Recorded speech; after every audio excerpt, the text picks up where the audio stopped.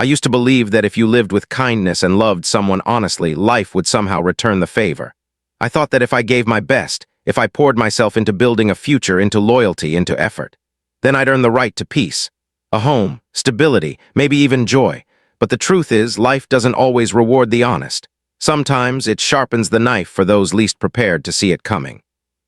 My name is Daniel. I'm a software engineer living in San Jose, and for most of my life I've found comfort in simplicity. I'm the kind of guy who spends nights staring into lines of code, whose social battery runs out after 2 conversations, and who'd rather debug a system than navigate small talk at a party. I wasn't rich, but I was stable. I owned a small condo downtown, had a decent retirement fund, and enough savings to feel secure. Then came Vanessa. She entered my life like sunlight through a crack in a wall I didn't know I'd built. We met at an investment seminar I wasn't even supposed to attend. I was filling in for a friend. I sat in the back hoping to escape unnoticed. That didn't happen. She spotted me, made a beeline, and sat beside me like we were old friends. Vanessa had presence. You noticed her the way you notice heat in a room, slowly at first, and then all at once. Vanessa was everything I was not. Outgoing, magnetic, fast with words, and even faster with charm. She worked in PR, dealt with high-end clients and events, and seemed to carry a world I'd never been part of. When she laughed at my awkward jokes, leaned in to ask questions about my boring job in code architecture, I thought maybe, just maybe, I was finally being seen. We started dating almost immediately, and somehow within 8 months we were married. I don't know if I rushed into it because I was in love or because I'd never had someone like her before, someone who wanted to show me off, who made me feel like a man instead of a machine.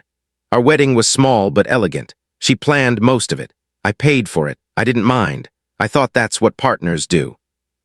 We moved into my condo and she began redecorating it right away. The rug had to go. The art was too beige. The furniture didn't match our new life. I let her redesign everything. I paid for every new piece, even dipped into my emergency fund when costs ran over. I wasn't keeping tabs. I was building a home for both of us. The first year of marriage looked good from the outside. She cooked. She posted our dinners on Instagram with matching wine pairings. She kissed my cheek before bed. But there was something under the surface, something I couldn't quite name at the time. A coldness in her eyes when I talked too long about work. A distance when I said I was tired. Sometimes she'd pause phone calls when I entered the room. She said it was business. I wanted to believe her. Then everything shifted. It was a warm Tuesday in April when I got called into a meeting with HR. My company, the one I'd worked at for 8 years, was laying off dozens due to restructuring. I was one of them. Just like that, 8 years gone. No warning, no second chances. I packed my desk in silence, walked to my car, and sat for nearly an hour without turning the engine. When I got home, I told Vanessa. She didn't cry or comfort me. She blinked twice and said, "So what's the plan?" That night I didn't sleep. I stared at the ceiling, mind racing with what-ifs and dead ends. But by morning, something settled. A strange, determined calm. I had always dreamed of building my own product, an AI-driven customer service platform that could think and respond like a human. I'd even started developing the framework years ago, but work and life always got in the way. Now I had time. And with over $200,000 in savings between us, I had a shot. When I told Vanessa, she smiled politely and said, "If you really believe in it." I mistook that for support. What I didn't know then was that she had already begun pulling away. She started going out more, business dinners, late meetings, weekends away for client events. I asked questions. She gave rehearsed answers, and I let her. I was buried in code, in debugging, in redesigning my architecture. I was building something that mattered, something I could be proud of. But building alone is lonely work. The project had promise. I launched a beta version and got some interest from small startups. The feedback was encouraging. I felt hope again until a fatal system error corrupted user data just a week later. It was a bug I hadn't accounted for. One stupid oversight and everything unraveled. Clients left. My inbox went quiet. I felt the weight of every dollar I'd spent, every hour I hadn't slept, every moment I thought I was rebuilding us. Vanessa didn't say much. She stopped asking how the project was going. She stopped kissing me goodnight. I convinced myself she was just stressed, that I had to fix everything first and then she'd come back emotionally. I worked harder, 18-hour days. I skipped meals, lost weight, forgot birthdays. I started talking to myself while coding out loud, because there was no one left to talk to. Then one night I came home later than usual. My key turned in the lock, but something felt off. The air was too still. The lights were off. Our apartment, was quiet in the way cemeteries are quiet. I stepped inside and noticed the emptiness before I saw the details. The coffee table was gone. So was her favorite mirror. The bookshelves, the framed wedding photo, the gold cufflinks she bought me last Christmas, all gone. I ran to the bedroom. The closet was half empty, her side. The drawers were open, the safe under the bed unlocked, empty. Everything gone. And on the kitchen counter, in neat handwriting on a single white card, sat the final act of the woman I once loved. She told me she'd chosen reality over dreams, that she needed someone solid, that I was too obsessed with building something that didn't exist, that she'd taken her half, plus what she deserved for the time wasted. I read it twice. I didn't cry. I didn't scream. I just sat down on the cold tile floor, the note in one hand, the silence pressing against my chest like a cinder block. I had nothing, no job, no marriage, no savings, no product, no future. But in that darkness, a single thought flickered like a match. She hadn't taken the one thing I'd protected with my life, the final copy of my AI's core algorithm, the one I never uploaded to the cloud, the one I kept in a password-locked external drive buried in a fireproof box at my brother's place across town, the one thing she didn't even know existed. I still had that. I still had me. And that was the beginning of everything she never saw coming. In the weeks that followed Vanessa's departure, I did not grieve the way people expected me to. I did not spiral, nor did I beg her to return. I didn't seek closure or therapy or some kind of support group. What I did instead was disappear digitally, socially, emotionally. I stopped answering calls. I closed my social media. I stopped reaching out to friends. I vanished from the grid like a ghost walking among buildings I no longer recognized. In truth, the person I used to be had already died, not just because she left, but because something inside me shifted in those days, something quiet, something terrifyingly clear. I had nothing left to prove to anyone, not to her, not to the world. I didn't care if people thought I had failed. I didn't care if she laughed in her new life, flashing my money around like some kind of trophy she'd earned. All I cared about truly, deeply, was getting back everything I'd lost, not for her, for me. So I began again, alone. I started with the drive, that small, silver piece of plastic and metal that now held more value than anything I had left in the bank. I connected it to an old laptop I hadn't touched in over a year. I updated the security protocols. I scanned every line of code like a surgeon dissecting his own body. The algorithm, the AI core, was still intact. Beautiful, elegant, efficient. I had spent months perfecting its architecture, optimizing decision trees, and training its neural responses. What she stole was money. What I had was potential.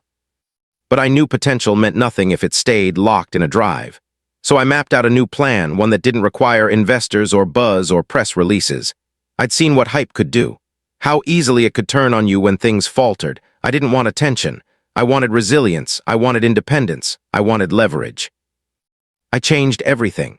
The brand name, the user interface, the back-end structure. I built a simple, anonymous platform that allowed small businesses, mom-and-pop shops, local services, independent contractors, to integrate an AI chatbot into their customer service flow.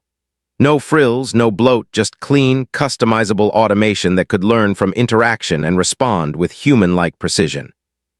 I named it Grey Loop AI. It wasn't flashy, it didn't have a TikTok page, it didn't throw launch parties or hire influencers. What it had was function, and that was enough. I created a one-man workflow. During the day, I coded and tested. At night, I managed client onboarding, customer feedback, and minor UI adjustments. I worked from a small, month-to-month apartment far from downtown. A place with no memories, no ghosts, just silence and space. The first 3 clients came through a freelance developers forum. I offered my service at a fraction of the going rate, just enough to cover basic expenses. Once they saw what Grey Loop could do, they referred 2 more, and then 5. Then a dozen. Word spread not because I shouted, but because my product worked. It solved problems. It saved time. I didn't chase investors this time. I didn't hire a marketing team. I didn't pitch to venture capitalists or build a bloated team of growth consultants. I reinvested every dollar back into the system. I bought better servers. I outsourced minor tasks to remote workers I vetted myself. I upgraded the algorithm silently, constantly, until it could handle 50 clients simultaneously without a single hiccup. 18 months passed this way, quietly, methodically, without drama. And then something happened that I never could have predicted. A mid-sized logistics company with a national footprint, one I had never heard of, reached out. They'd heard of Grey Loop through a referral chain that stretched through 5 degrees of separation. They were looking to automate their customer service system across 4 states.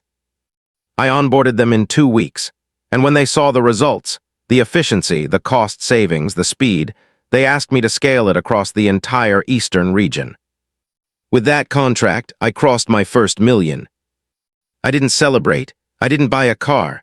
I didn't move into a high-rise penthouse or post cryptic motivational quotes. I bought a whiteboard, mapped out the next 6 months, and wrote down one goal. Don't stop now. Money doesn't heal betrayal. It doesn't erase humiliation. But it does do one thing very well. It builds shields. It gives you distance. And with distance comes clarity.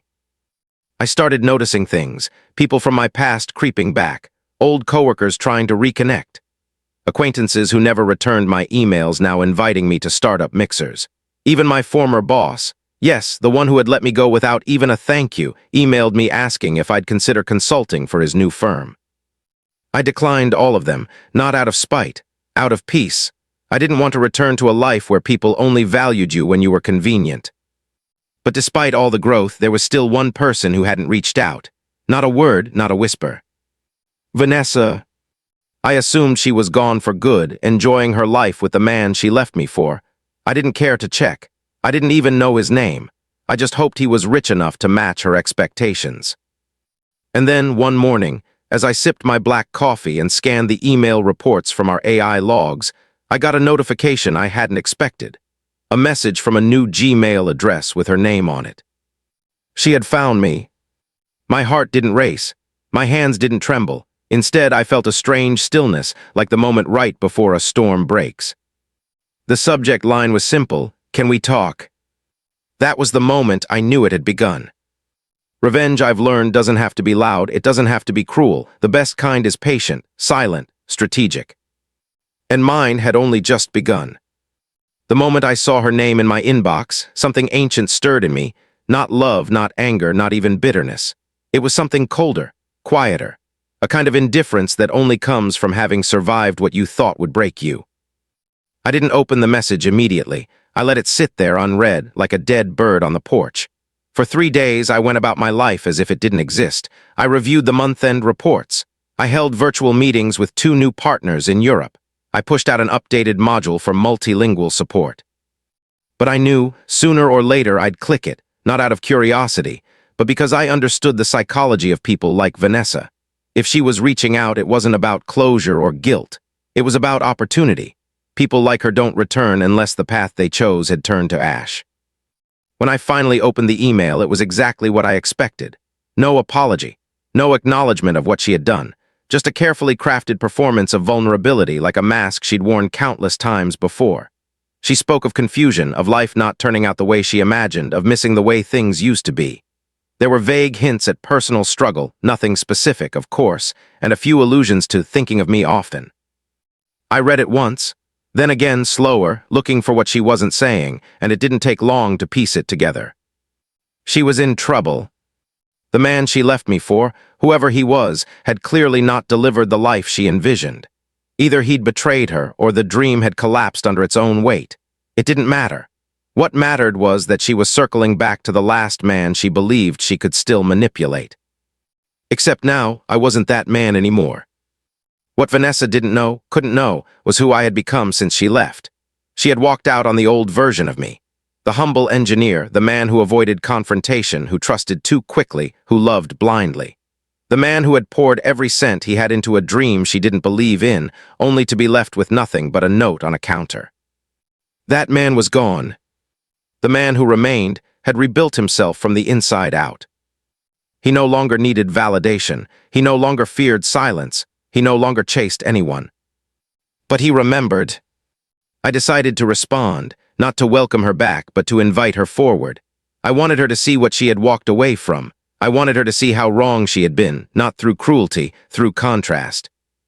I offered to meet, not at a cafe, not at a park. I invited her to the headquarters of Grey Loop AI, a name she wouldn't recognize because she had never cared enough to ask about my ideas in the first place. The building wasn't massive or flashy. It didn't need to be. It was a 3-story structure tucked into a quiet tech district near the edge of the city. Minimalist, glass-paneled, secure. Every inch of it was paid in full. No debt, no investors, just results. I arrived early that day. I made sure everything in the lobby was spotless. The receptionist, briefed in advance, knew exactly what to do. When she arrived, I watched her through the tinted glass of my office upstairs. Her hair was different now, shorter, darker. Her clothes had changed too. Less glamour, more practical, but the way she moved, still calculated, still theatrical. She didn't recognize the logo behind the receptionist. She didn't understand the significance of the company name etched into the wall in brushed steel. She didn't know that she had walked into the very future she once laughed at. I gave it 10 minutes. I wanted her to sit in the waiting area to feel the weight of a space that exuded quiet success. Then I came down, calm, measured. Wearing a tailored suit I'd bought 6 months ago, the only one I owned, but it fit like armor. The look on her face when she saw me, it was exactly what I expected. Shock wrapped in a smile. Surprise veiled in charm. Her expression flickered like a glitch in a system, trying to recalibrate between memories and reality. I greeted her formally. I offered her a tour. She accepted, perhaps thinking she was slipping back into my life with ease. I walked her through the entire building. The data center, the UX design lab, the meeting pods, the break room with its organic coffee selection and tech magazines. She asked polite questions. I answered with controlled precision. Then I led her to the executive wing. My office, clean, minimalist, overlooking the city, a single wall of achievements, nothing excessive, just enough to show the evolution. I let her sit on the visitor's chair across from my desk. I watched her take it all in. And in that moment, I realized something profound. I wasn't angry anymore. I wasn't hurt. I wasn't waiting for her to explain or regret or make things right. I didn't need anything from her. Not closure, not understanding, not even revenge. Because I already had everything I needed. And that, I think, was the real victory. She asked questions about the company, how I started it, how it grew. I answered. She tried to drop breadcrumbs of personal details about how she'd been reevaluating her choices, how she was trying to find her way back to the things that mattered. But none of it landed, because I wasn't the same man she had once manipulated. At one point, she tried to place a hand on my desk, softly, suggestively. I let it rest there for a moment, then stood and walked to the window. From there, I spoke of the future, not ours, mine. I told her about the expansion plans, the new contracts, the overseas clients. I told her about the upcoming patent, the AI breakthrough we were preparing to unveil. I told her about the lives the platform had changed, small business owners, disabled veterans, single mothers launching online ventures. All of it born from the very project she once dismissed. When I turned back, she was silent, not in awe, in calculation. I could see her weighing her options, searching for angles, trying to find a crack. But there were none. I ended the meeting before she could ask whatever question she had come to ask. I thanked her for visiting. I escorted her to the elevator. As the doors closed, she smiled. A weak smile, a confused smile. And I turned around without waiting for the doors to shut. Because it was done. The chapter was closed, not with fire but with finality. She had left with my money, but I had built something she could never steal. I had built myself. And in the silence of that elevator shaft, I knew. The laugh she once had at my expense had faded into memory. But mine was only just beginning. In the days following our encounter at the office, I thought often about stillness, not the kind born of absence or fatigue, but the kind forged in quiet control. The kind that sits at the center of a hurricane, undisturbed, while the winds of desperation swirl just inches away. That's where I found myself after Vanessa's visit. A stillness so resolute, even her presence couldn't shake it. There was a time I would have been consumed by thoughts of her. I would have replayed every word, every glance, dissected her motivations, questioned her intentions. But not anymore. Now I observed her behavior the way I might watch an old documentary, vaguely familiar, no longer emotional, and entirely irrelevant to who I had become. And yet, life has a way of testing the boundaries you think you've mastered. Less than a week after her visit, a letter arrived at my company's P.O. box. It wasn't from her, at least not directly. It was from a law office representing her, tucked inside a thick white envelope with a logo embossed in gold. It wasn't threatening, not at first glance. In fact, it was so carefully worded that its true purpose was almost missed entirely. But I saw it for what it was, an opening volley. The letter referenced marital assets, potential oversight, and the right to revisit financial distributions given the newfound value of post-marital enterprises. That's the language they use when they want to make greed sound reasonable. It was essentially a probe, a test to see whether I'd cave, settle, or react with fear. But I didn't. I filed it away, not out of avoidance but out of strategy, because I understood now that true power doesn't come from reacting. It comes from choosing when not to. The next few months passed with a strange clarity. My company grew rapidly. We landed 2 major contracts with logistics firms on the East Coast and a small but highly influential firm in Berlin. My AI system began integrating with voice recognition tech, and our success metrics climbed so steadily that I had to hire a dedicated COO just to manage logistics. I worked, but not like before, not with desperation or need. Now I worked with precision, with vision, with the calm assurance of someone who had nothing left to prove and everything left to refine. I spent my mornings in silence, drinking black coffee and reviewing progress reports while sunlight crept across the concrete floors of my office. Occasionally, I would wonder how Vanessa had ended up like this, not out of longing or pity, just curiosity, the kind you might have for a character in a story you once wrote and abandoned mid-chapter. I imagined that her life after leaving me had followed a predictable arc: glamour, attention, short-term gain, and then the slow, inevitable unraveling when reality failed to match expectation. People like her always chase the shine, never realizing that real light comes from within. I heard bits and pieces from others, second-hand whispers from old mutual friends, fragments of her public life. Her relationship with the man she left me for had fallen apart quickly and not quietly. Legal trouble, rumors of fraud, a company that collapsed under allegations of embezzlement. She had tried to pivot into consulting, but without someone else's money or name to ride on, the doors no longer opened so easily. The world, it seemed, had grown tired of her act. And still, she kept circling back. Another letter came, this one more pointed. It referenced potential claims on intellectual property conceived during the marital period. It named my company directly. It named me. It listed dates, trademarks, even deployment logs from years prior. Someone had done their homework, sloppy homework, but enough to cause a stir if left unanswered. And yet I did not stir. Instead, I reached into a fireproof drawer at home and pulled out the file I had built quietly over the past 2 years. A complete, time-stamped archive of every development phase, every document, every instance proving that Grey Loop AI had been conceived, built, and structured after our divorce was finalized. Not before. Not during. After. I had anticipated this. I had built with precision not only in code but in legality. Every contract was clean, every version tracked, every proof notarized. It was all waiting. I was waiting. Because some people build walls out of anger. I build foundations out of foresight. When I turned it over to my legal team, they handled it with swift elegance. No countersuit, no escalation. Just a response so airtight that the silence afterward felt like the closing of a tomb. She didn't reply again. But her absence no longer felt like a relief. It felt like confirmation. I hadn't just survived her, I had outgrown her. And there's no letter, no lawyer, no late-night regret that can reclaim what was lost when someone chooses betrayal over belief. Around this time, a journalist reached out. She was writing a piece on tech founders who had risen from hardship, a kind of Phoenix Stories series for a national publication. She'd heard of my company through a VC who tried and failed to buy us out. She wanted to know about my journey. At first, I declined. I had no interest in becoming a mascot for resilience, but something changed when I looked at the questions she sent in advance. They weren't about money or metrics. They were about why. Why I built the company, why I never sold out, why I kept going.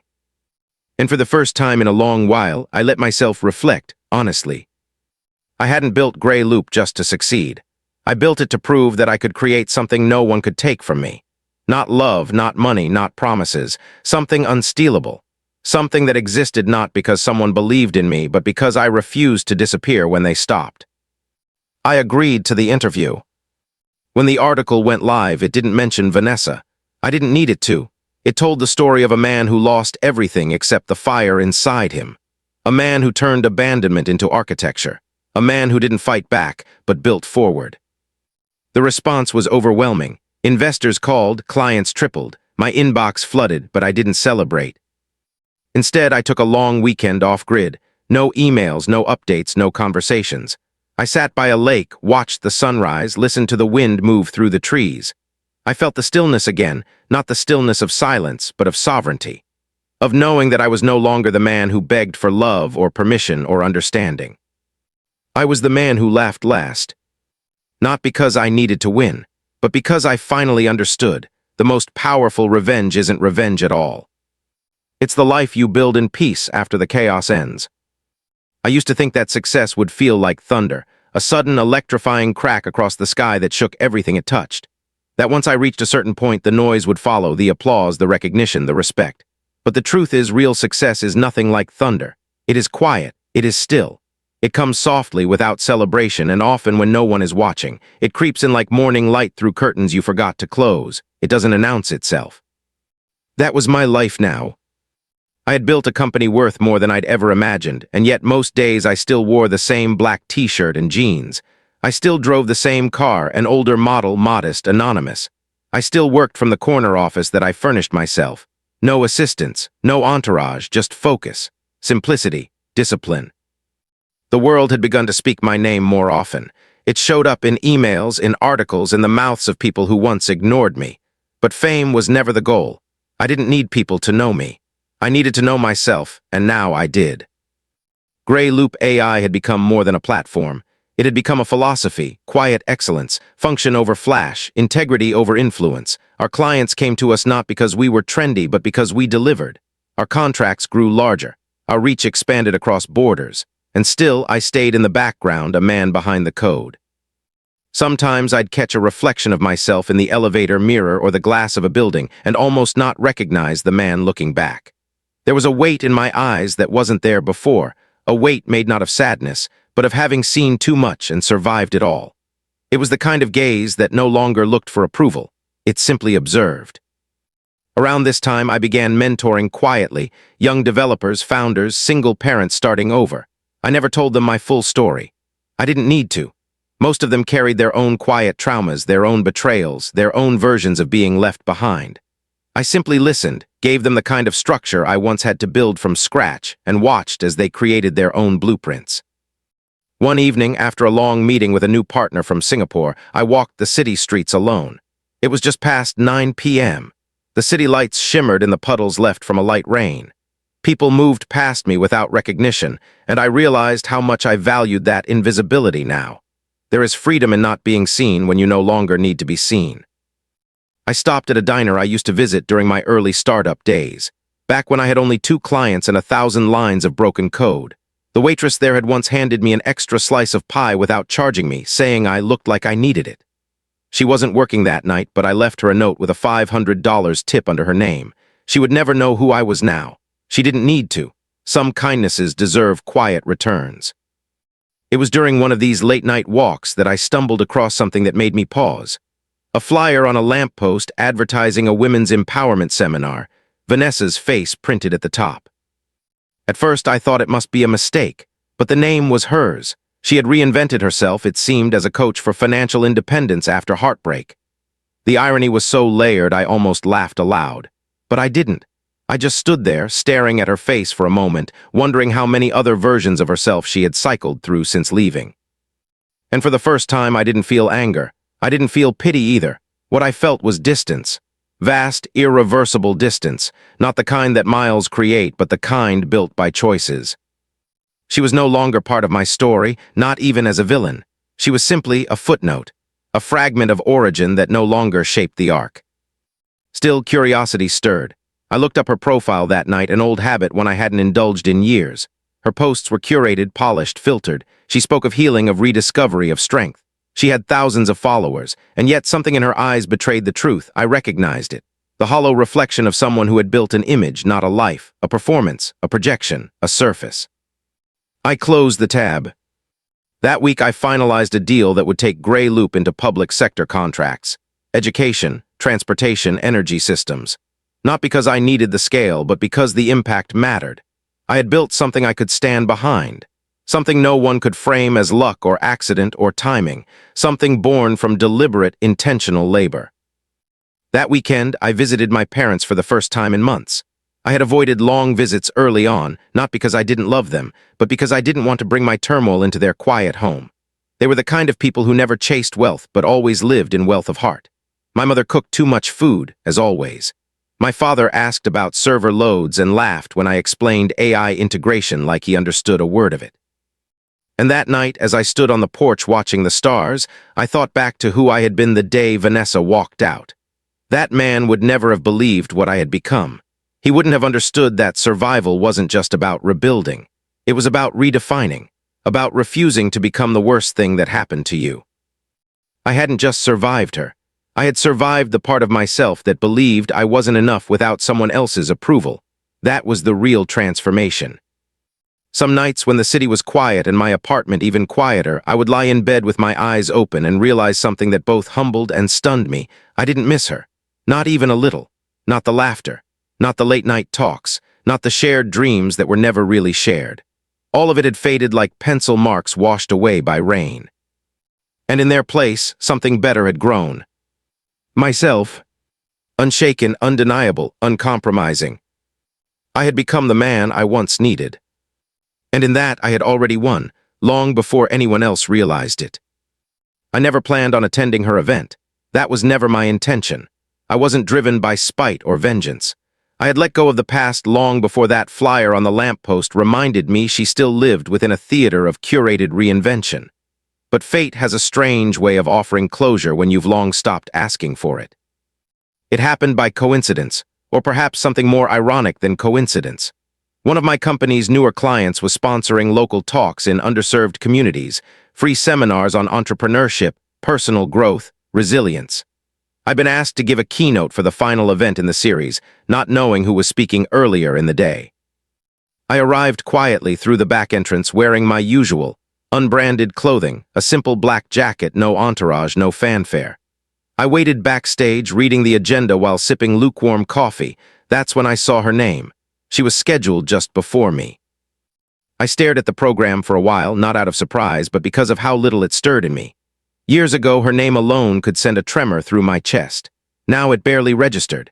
She was a chapter I had already closed, yet life had dog-eared the page one last time. Maybe this was how the universe laughed, softly, subtly, full circle. She was already mid-speech when I entered the green room. The curtains separated us, but I could hear her voice clearly. Confident, polished, persuasive. She spoke about betrayal, about survival, about starting over. She told a story that was hers but carefully adapted, a version where pain gave her strength, where she walked through fire and emerged new. Her audience clapped at all the right places. But I knew. I knew where the ashes truly came from. I knew who set the match. Still, I didn't interrupt. I waited. I watched the seconds tick on a digital screen until her time ran out and mine began. I heard her final words ring out, words about forgiveness, about freedom, about reclaiming your voice. Then the applause. She stepped off stage just as I walked toward it. Our eyes met only for a second. I saw the hesitation in hers, the flicker of recognition. And beneath it, the realization of who I now was, not in appearance, not in wealth, but in weight, in silence, in gravity. She opened her mouth to speak, but I had already turned my back and stepped into the light. The audience knew my name, though not everyone knew my face. Grey Loop had become something of an industry whisper, powerful, efficient, quietly revolutionary. The ones who followed tech knew me. The others were just curious about the man who had built a company from nothing. I didn't talk about code that day. I didn't talk about money or metrics or milestones. I talked about failure. Not the glossy kind that entrepreneurs package for documentaries, but the raw, private kind. The kind where you stare at a ceiling at 3 a.m. wondering if you'll ever stop hating yourself. The kind where people you trusted walk away with everything and you're left with silence. I talked about the ache of being forgotten, the shame of being underestimated, the pain of being alone. Then I talked about rebuilding. Not in triumph, but in truth. About taking the broken things, the doubt, the rage, the self-blame, and laying them down like bricks. I spoke about slow victories, quiet milestones, days when nothing happens but you keep going anyway. I spoke not for applause, but for connection. And when it was over, I stepped down from that stage not as a man who had won, but as a man who no longer needed to. Later, as the audience filtered out, some approached me, young entrepreneurs, single mothers, immigrants trying to build a future out of fragments. They didn't ask for photos. They asked for advice, for structure, for belief. That night, as I sat alone on the rooftop of the hotel, watching the city hum below me, I thought about what it meant to truly laugh last. Not with cruelty, not with spectacle, but with peace. Vanessa would go on, that much was clear. She would host more events, write more blogs, sell more versions of herself to whatever audience needed a story like hers. Perhaps she believed it now. Perhaps she had convinced herself that her pain was real, and maybe it was. Maybe she too had been abandoned by wealth, by luck, by the image she tried to hold together for too long. But that wasn't my concern. My story no longer lived in reaction to hers. The next morning, I boarded a plane for Zurich, a meeting with a government agency about integrating AI systems for disaster response. It was one of many quiet expansions. I didn't post about it. I didn't announce the contract. I simply got to work. That was my joy now, work that mattered, that moved without noise. Work rooted not in revenge, but in redemption. Months passed, seasons shifted. My name appeared on a list of top 10 visionaries under 40. I didn't attend the gala. I sent a thank you and got back to building. I bought a house near the mountains, not big, not loud, but with enough silence to think. I planted trees. I took long walks. I kept the blinds open in the mornings, letting the light flood in without asking who was watching. Sometimes people ask me if I ever think about her, if I ever feel tempted to send a letter, make a call, show her how far I've come. And the truth is, I don't. Because this isn't a story about getting even. This is a story about getting free. She laughed when she left with my money. But I built something she couldn't buy. Myself. And in that quiet, steady becoming, I had the last laugh.